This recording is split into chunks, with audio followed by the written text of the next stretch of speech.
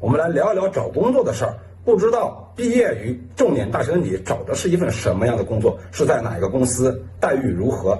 那最近啊，河南中烟然后开始了招聘，招了有135个人去做一个流水线工人。那你知道他们大部分是来自于中国人民大学、武汉大学、郑州大学等等的985、211名校，其中硕士生占了30%。我天哪，硕士就占了30%，也就是有30-40个人都是硕士，去做流水线的工人，就是卷烟的这个工作。一般人会觉得不可思议啊，平时工人的话，像一般人都不愿意去做的，因为太累了，没有技术含量。但是这些人都是高学历的高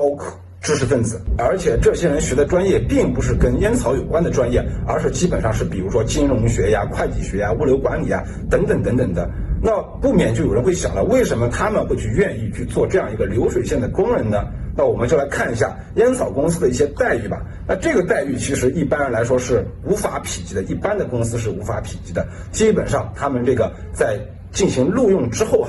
直接是先进去这个一线的生产基层，然后进行3年的一个锻炼，就是3年都在流水线上面，劳动强度还挺大的。我不知道这么讲的话，有多少人会愿意去这样子的一个公司或者是企业。但是在正常的情况下，普通的公司企业，可能我们这样子稍微念过书的人都不愿意去，因为不是说看不上这个企业，而是觉得自己既然是寒窗苦读10年，饱读诗书出来，最起码咱们得做一个自己专业对口的工作，对不对？因为一个人的兴趣爱好，一个人学的专业，人家说一个人天生我材必有用，你的这个作用就是你适合做这东西，你才去学习。那如果说你是一个985、211大学毕业的毕业生，你是一个硕士生，让你去工厂里面做流水线，每天手动的重复一些工作，你愿意去吗？一般人可能普通情况下是不愿意去的，但是这个他们愿意去。原因在哪里呢？相信不用说，很多人都已经知道了，就是福利待遇。其实我们去工作，也就是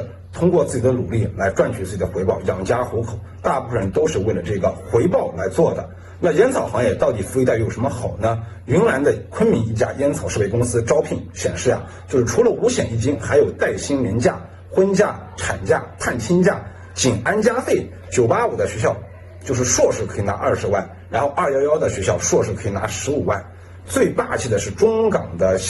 烟的香港就他们这边平均的员工年薪已经达到了100万港元。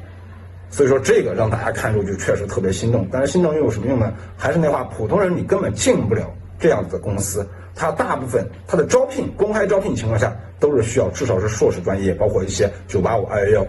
大学而国内有一些有相关烟草专业的，比如说卷烟工一些技术类的，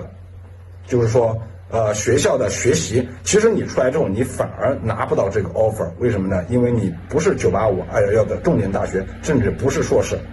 所以说其实选专业一定要选好了。如果你单纯的想进入这种公司，不是说你通过这样子一个上这个大学专业就能够进去的，你还是可能去学习其他名牌大学的一些特殊好的专业，然后进去当这样一个流水线工人。